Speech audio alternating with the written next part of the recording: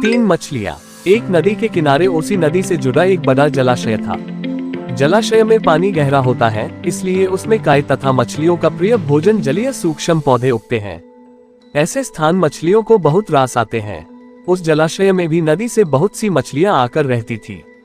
अंडे देने के लिए तो सभी मछलियां उस जलाशय में आती थी। वह जलाशय लंबी घास व झाड़ियों द्वारा घिरा होने के कारण आसानी से नजर नहीं आता था। उसी में तीन मछलियों का झुंड रहता था। उनके स्वभाव भिन्न थे। अन्ना संकट आने के लक्षण मिलते ही संकट टालने का उपाय करने में विश्वास रखती थी। प्रत्यु कहती थी कि संकट आने पर ही उससे बचने का यत्न करो। यदि का सोचना था कि संकट को टालने या उससे बचने की बात बेकार है, करने कराने से कुछ नहीं होता, जो किस्मत में लिखा है वह होकर रहेगा। एक दिन शाम को मछुआरे नदी में मछलियां पकड़कर घर जा रहे थे। बहुत कम मछलियां उनके जालों में फंसी थी, अतः उनके चेहरे उदास थे। तभी उन्हें झाड़ियों के ऊपर मछलीखोर पक्षियों का झुंड जाता दिखाई दिया। सबकी चोंच में मछलियां दबी थी। वे चौंके। एक ने अनुमान लगाया, दोस्तों, लगता है झाड़ियों के पीछे नदी से जुड़ा जलाशय है, जहां इतनी सारी मछलियां पल रही हैं। मछुआरे पुलकित होकर झाड़ियों में से होकर जलाशय के तट पर आ निकले और ललचाई नजर से मछलियों को देखने लगे। एक मछुआरा बोला, आहा, इस जलाशय में तो मछलियां भरी पड़ी हैं। आज तक हमें इसका पता ही नहीं लगा। यहाँ हमें ढेर सारी मछलियां मिलेंगी। दूसरा बोला। तीसरे ने कहा, आज तो शाम घिरने वाली है, कल सुबह ही आकर यहाँ जाल डालेंगे।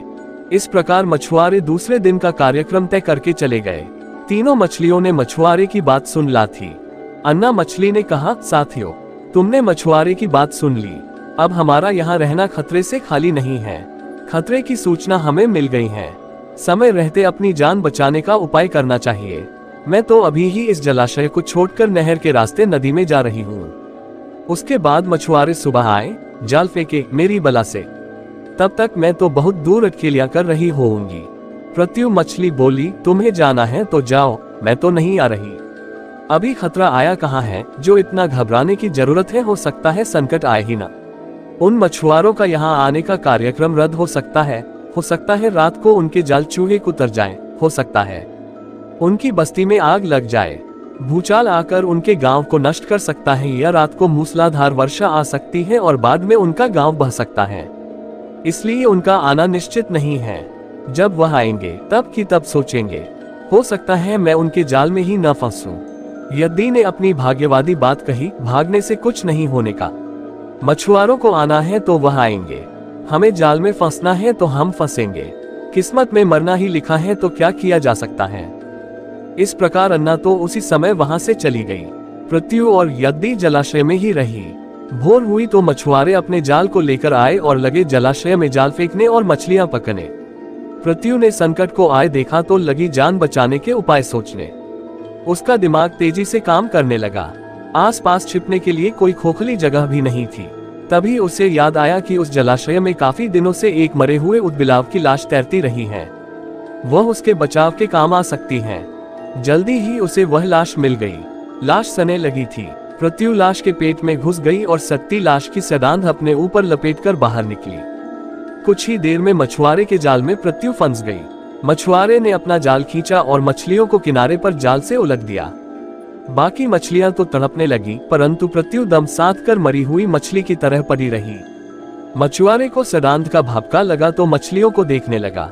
उसने निश्चल पड़ी प्रत्यु को उठाया और सूंघा, आग, ये तो कई दिनों की मरी मछली है, सड़ चुकी है। ऐसे बड़बड़ाकर बुरा सा मुंह बनाकर उस मछुआरे ने प्रत्यु को जलाशय में फेंक दिया। प्रत्यु अपनी बुद्धि का प्रयोग कर संकट से बच निकलने में सफल हो गई थी। पानी में गिरते ही उसने गोता लगाया और सुरक्षित गहराई में पहुंचकर जान की खैर मनाई। यदि भी दूसरे मछुआरे के जाल में फंस गई थी और एक टोकरे में डाल दी गई थी। भाग्य के भरोसे बैठी रहने वाली यदि ने उसी टोकरी में अन्य मछलियों की तरह तड़प तड़प कर प्राण त्याग दिए। सीखा, भाग्य के भरोसे हाथ पर हाथ धरकर बैठे रहने वाले का विनाश निश्चित है। समाप्त। तो दोस्तों, क्या सीखा कहानी से ये हमें कमेंट बॉक्स में जरूर बताएं। धन्यवाद। चैनल को लाइक और सब्सक्राइब करें ऐसी ही और कहानियां के लिए।